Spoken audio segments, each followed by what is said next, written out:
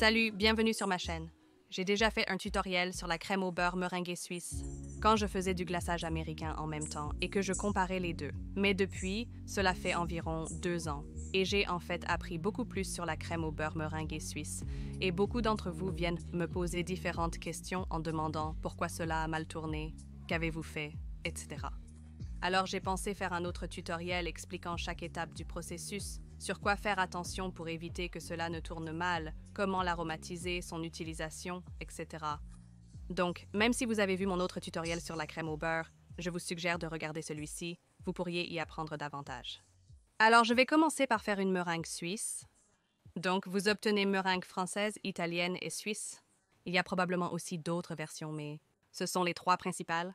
Donc essentiellement, nous faisons d'abord une meringue suisse, et pour cela, vous avez besoin du double de sucre par rapport au blanc d'œuf. Donc ici, j'ai 300 g de sucre et 150 g de blanc d'œuf ici. La recette de la crème au beurre est maintenant très facile. C'est la même quantité de beurre qu'il y a de sucre. Donc par exemple, si vous faites 300 g de sucre, 150 d'œufs blancs, c'est aussi 300 g de beurre. Mais j'ai un truc. Comme vous le savez, je décore souvent mes gâteaux avec des bisous de meringue. Maintenant, il n'y a aucun intérêt à faire toute une fournée de meringue suisse, puis une autre fournée pour la crème au beurre, surtout quand vous n'utilisez que 5 bisous.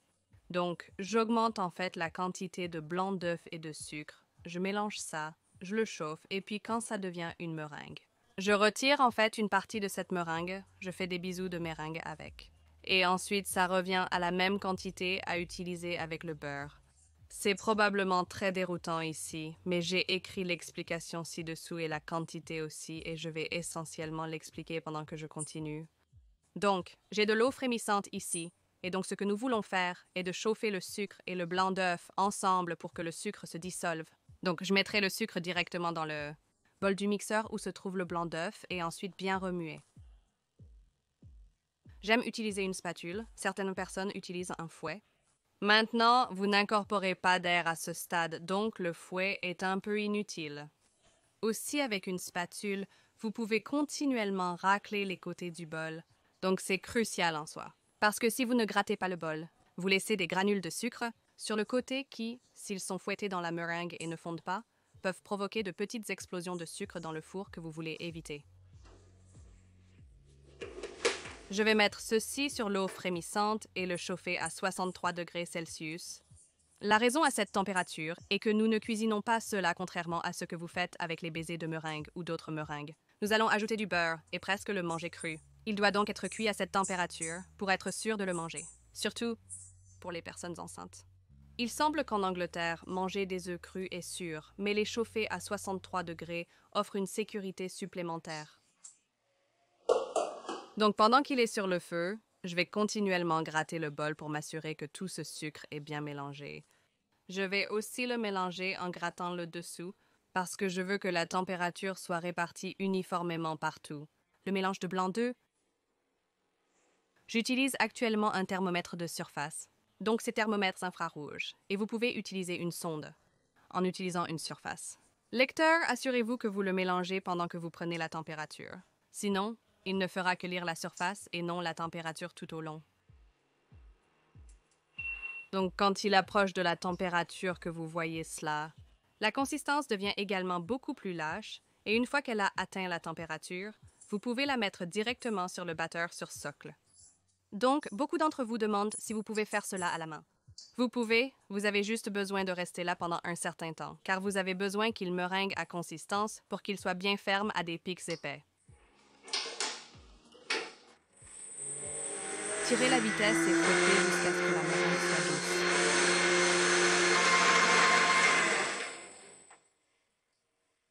Donc quand la meringue est formée, vous pouvez arrêter de fouetter. Vous pouvez voir qu'elle est vraiment belle et ferme. Vous pourriez renverser la meringue sur votre tête.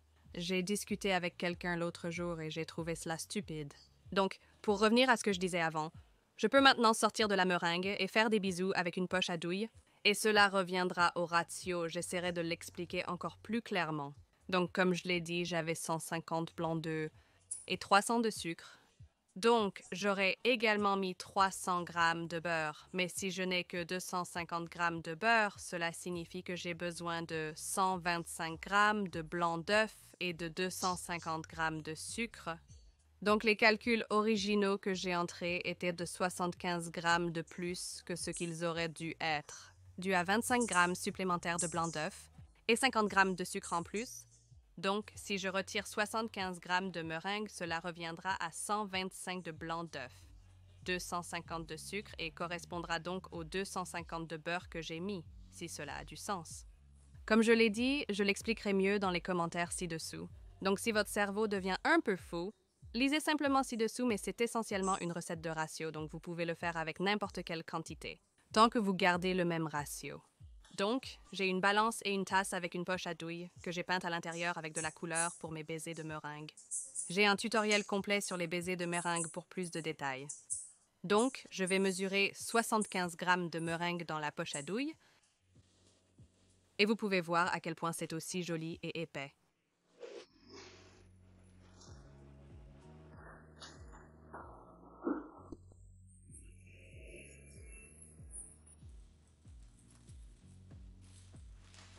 Donc, j'ai de nouveau enlevé l'excédent. Ceci est de retour à 125. Blanc d'œuf, 250. Sucre est prêt pour 250 beurre. J'espère donc que c'est plus clair. Maintenant, juste quelques petites choses. Si vous faites des bisous de meringue, ce bol n'a pas besoin d'être complètement refroidi, car il va de toute façon dans un four et il cuise à 100 degrés Celsius, peu importe si la meringue est encore un peu chaude. Cependant, si nous ajoutons du beurre, il va devoir être complètement froid, mais je vais m'en occuper dans une minute. Donc ça peut juste rester sur le côté, vous n'avez pas à continuer à fouetter ça. L'ajout de beurre brise la meringue, donc son effondrement n'a pas d'importance. Cependant, si vous faites des bisous à la poche à douille, faites-le immédiatement. Donc je vais juste déposer quelques meringues avec la poche à douille sur le plateau et les cuire.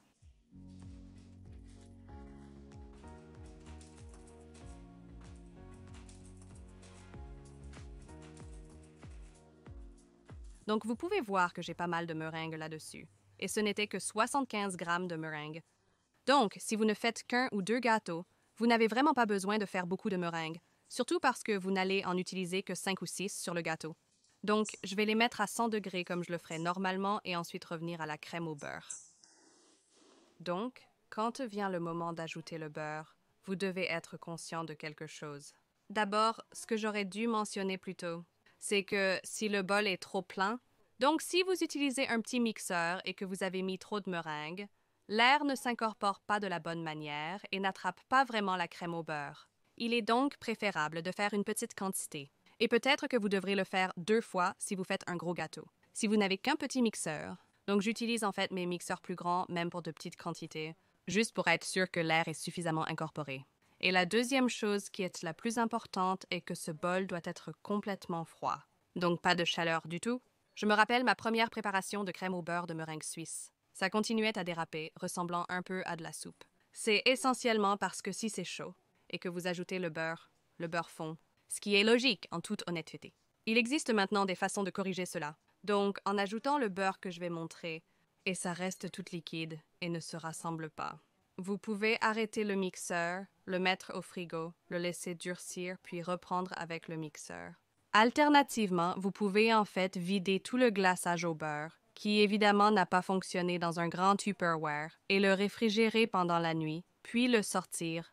Le lendemain, remettez-le dans le bol du mixeur et fouettez-le, puis chauffez légèrement les côtés avec un chalumeau, ce qui le réchauffe suffisamment pour qu'il se mélange. S'il n'est pas chauffé, il se brisera simplement. Donc franchement, j'aurais dû vous montrer un échec, mais je ne l'ai pas fait. Mais il existe essentiellement différentes façons de corriger ce qui ne va pas. Si vous suivez ceci étape par étape, vous éviterez cette position. Donc ce bol est complètement froid, je ne ressens aucune chaleur du tout. Donc je vais le mettre à une vitesse moyenne et je ne vais pas toucher à la vitesse jusqu'à ce que la crème au beurre se forme. Donc vous pourriez être tenté de mettre la vitesse plus haute parce que rien ne fonctionne ou on dirait que ça commence à cailler. Ne touchez pas à la vitesse jusqu'à ce que la crème au beurre commence à se former. Je vais aussi vous montrer ce que vous cherchez, ce qui vous donne un signe pour montrer que c'est le cas. Fonctionne donc, je vais mettre ça sur un moyen. Donc vous pouvez voir la meringue un peu cassée et un peu effondrée. Si vous comptez faire des bisous de meringue, utilisez de la meringue fraîche. Donc, évitez de les piper après avoir posé la meringue, ça pourrait échouer. De plus, j'utilise un beurre de haute qualité. Je pense que cela aide la crème au beurre à rester blanche. Si vous utilisez des beurres de faible qualité, ils contiennent souvent des huiles qui rendent la crème au beurre légèrement jaune. On me questionne souvent sur sa blancheur. Je crois que c'est dû à la meringue et au bon beurre. C'est tout. Le beurre doit désormais être à température ambiante, assez doux pour être modelé. Mais évidemment pas trop doux car sinon il sera trop humide. Et vous voulez des morceaux de cette taille, puis vous les mettez simplement dans le bol et laissez-les se mélanger. C'est aussi simple que ça. J'aime le presser dans mes mains avant de le mettre. Je n'attends pas nécessairement ce beurre pour se mélanger. Je vais juste y mettre de gros morceaux un à la fois.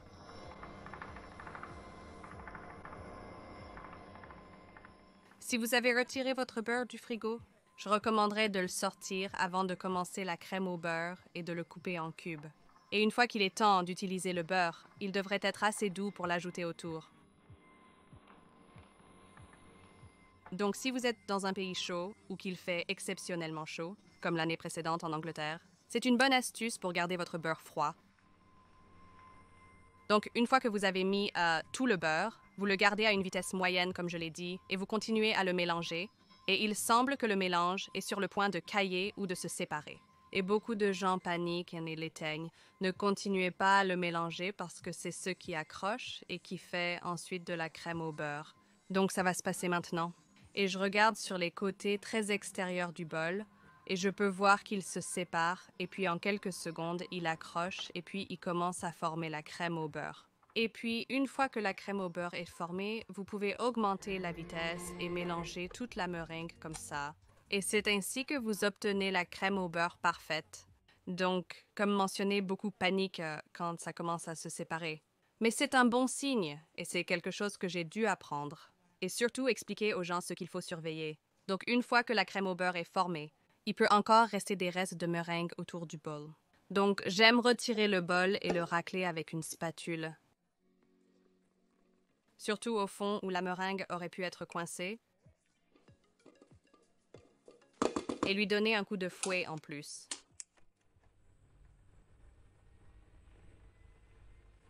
Donc, cette crème au beurre est vraiment bonne pour retenir différentes saveurs. Donc, des produits comme Nutella, beurre de cacahuète, pâte à tartiner Biscoff, quelque chose d'épais. Vous pouvez y aller avec des cuillères à soupe. Mélangez-le puis goûtez-le et voyez s'il est assez fort. Cela ne change vraiment pas beaucoup la consistance quand il s'agit de liquides tels que le café ou le jus de baie qui sont vraiment délicieux. Cela peut tendre à séparer la crème au beurre cependant si vous la gardez sur un mixeur ou si vous le faites à la main et que vous battez vraiment vite, cela se rassemble à nouveau. Donc si vous faites cela comme une base. C'est vraiment facile et simple à aromatiser quand il s'agit de l'aromatiser avec du chocolat. N'utilisez pas de poudre de cacao car elle est assez granuleuse. Je ferai en fait fondre du chocolat, le laisserai refroidir légèrement car évidemment vous ne voulez pas mettre du chocolat chaud dans du glaçage au beurre, sinon il fond, puis je le verserai et le mélangerai. La crème au beurre suisse au chocolat noir est délicieuse, c'est l'une de mes saveurs préférées. Cela a réellement le goût et la texture soyeuse d'une mousse au chocolat. Et vous remarquerez peut-être que la crème au beurre ressemble un peu à du fromage cottage. On dirait qu'il y a beaucoup d'air à l'intérieur. Ce que j'aime faire, c'est en fait de mettre ma crème au beurre entre les couches de gâteau. Ensuite, je l'étale avec un couteau à palette, ce qui fait disparaître les bulles d'air. Si vous ne voulez pas faire ça, vous pouvez le mélanger à la main et cela éliminera naturellement les bulles d'air. Donc, même en le mélangeant quelquefois comme ça, il devient un peu plus lisse et plus crémeux. Donc, quand il s'agit de colorer la crème au beurre meringuée suisse, il faut un peu plus de couleur que le glaçage américain, je pense que c'est dû à la teneur en matière grasse. Mais tout d'abord, il est important d'obtenir de bonnes couleurs, car parfois certaines couleurs laissent des traces dans la crème au beurre. J'utilise des couleurs magiques, je pense qu'elles se mélangent vraiment bien. Et ils ont aussi une grande gamme de couleurs, alors je vais juste vous montrer à quel point il est facile de colorer la crème au beurre. Je vais juste prendre une petite quantité et tout ce que j'ai à faire est d'ajouter une petite quantité de colorant alimentaire en gel. Et ensuite, je le mélange. Et comme je le disais juste, mélanger à la main élimine les bulles d'air. Vous remarquerez combien cela deviendra lisse après la coloration. Donc, ça devient beau et lisse. Ce que j'aime faire, c'est remplir mes gâteaux. La crème au beurre sera blanche ou marron si vous faites du chocolat. Et ensuite, le revêtement extérieur sera soit blanc, soit d'une couleur, et ça devient bien lissé. Maintenant, si vous laissez le gâteau blanc, alors je recommanderais simplement de mélanger cela à la main, juste pour éliminer les bulles d'air et le rendre aussi lisse que possible. Voilà donc votre tutoriel de masterclass sur la crème au beurre meringuée suisse. Maintenant, beaucoup de facteurs différents peuvent toujours l'affecter, comme si vous laissez votre couche de chapelure trop longtemps dans le frigo, et ensuite passer une autre couche de crème au beurre de meringue suisse. Elle peut en fait commencer à refroidir lorsqu'elle est sur le gâteau. Plus vous grattez, plus elle se détache. Gâteau. Donc des choses comme ça dépendent de l'expérience personnelle et de la cuisine dans laquelle vous travaillez. Évidemment, l'humidité peut affecter les choses.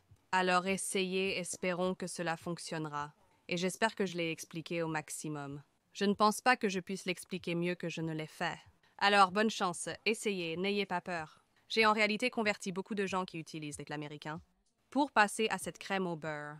C'est super délicieux. Si doux à travailler, vous pouvez facilement le parfumer. Je ne peux pas assez en faire l'éloge. Si vous l'essayez, veuillez me taguer à George's Cakes sur Instagram. J'adore voir vos créations de toute façon, surtout si c'est la première fois que vous utilisez de la crème au beurre meringuée suisse. Si vous avez d'autres suggestions de tutoriels, merci de les inscrire dans les commentaires. Donnez un pouce en l'air à cette vidéo. Merci de partager et de vous abonner à ma chaîne. Je serai reconnaissante. À très bientôt.